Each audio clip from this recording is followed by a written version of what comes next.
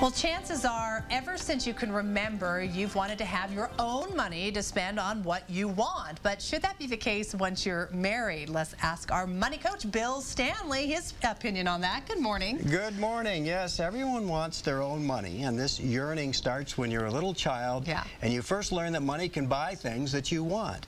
So I think, yes, everybody should have money that they can spend on whatever they want without somebody looking over their shoulder saying no. Okay.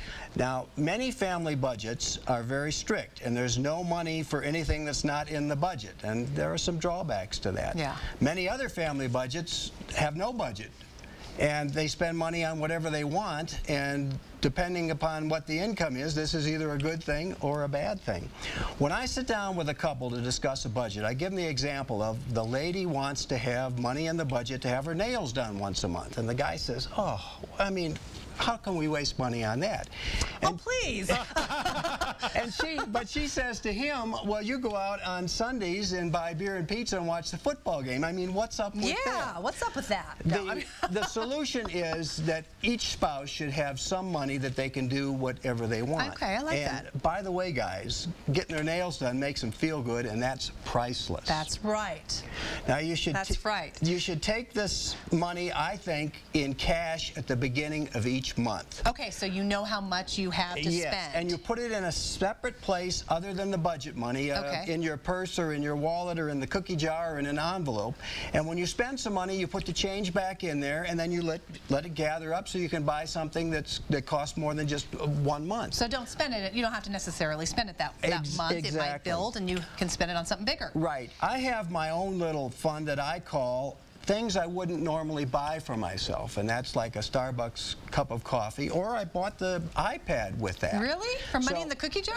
Yes. Well, I had, I had a bucket of money, a bucket of money for that, and it makes me feel good that I don't have to strictly follow the budget. Yeah.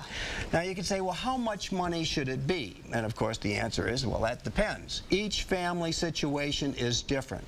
But what must be remembered here is that this is discretionary money. It's money that you put to buy something after you've got all the essentials down. Right. That's food, clothing, shelter, transportation, insurance, and things like that. So take care of the necessities first. Exactly. And I think everyone should give this a try, because it will teach you many things. First, you're cooperating with your spouse, and then you've got your budget. You can put your priorities so you know what to buy, and you know that you only have so much money, and when it's gone, you have to stop spending. And then you'll find that your family is better off than our Congress, because you'll be cooperating and you'll be doing the proper budgeting kind of thing. So I recommend everybody give this a try and see how it works out. All right, I like it. And keep a change jar too. That's always fun. It really builds up, and then you never know. Use it for whatever. Yeah, use it for whatever. I like it. Now you have a new website again. Yes, it's moneycoachbill.org. Okay, and there's a link to email you and all that good stuff and there. Free advice. Free advice. There's another way to save money. All right, Phil, we'll see you next time. Okay. Thanks.